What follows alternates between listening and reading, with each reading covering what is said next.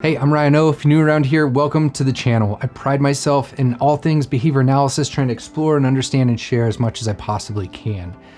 Today, 5 different ways in which I reinvest into my career as a behavior analyst.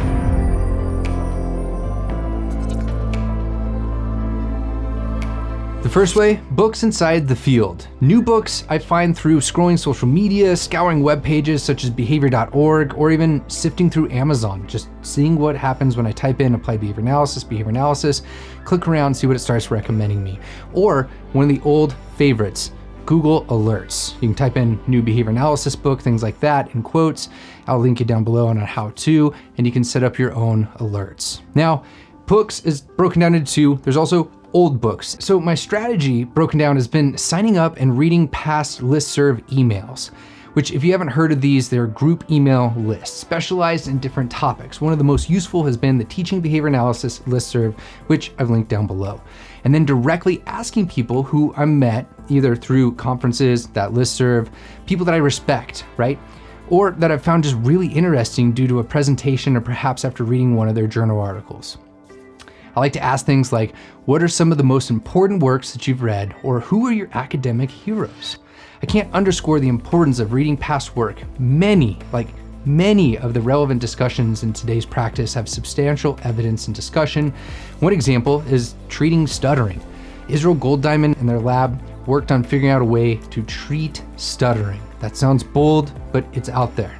But many don't know about it because it kind of got lost. It wasn't popularized. So, books inside the field, but also books outside the field. I send a few personal emails per year and posts on social media that I throw up, usually topical. So, hey, behavior nerds, what are you reading outside of the field? Or maybe something like, what are some fictional books that you enjoy and keep you thinking? I get to look at this list of a bunch of things that I would have never contacted if I didn't ask others. That brings me to number 3, conferences inside the field. I try to go to as many as I can possibly afford. The value isn't the content necessarily as much as it is the new connections that you gain. That is how I've met the majority of people that you've seen on this channel, is through those sort of means. Number 4, conferences outside the field. I've been to a few great events. These are based on my current interests and goals, so you have to apply it to yours. They've ranged from local data meetups, so the city I lived in ran a one-day event where local government, coders, and anyone interested like myself could learn and chat about opportunities and solutions specific to what was going on with the data available in our community. Think about policing. How do we understand the issues that are going on with crime in a local area?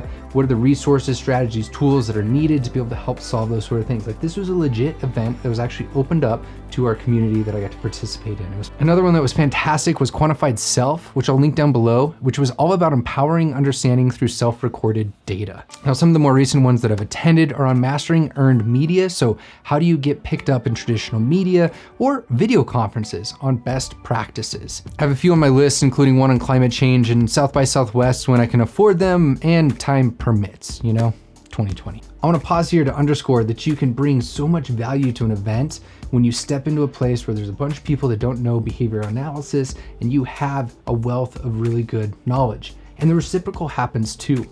People can bring new lights, different lenses to issues that you may not have understood if you hadn't stepped into that realm and experienced it from those different perspectives.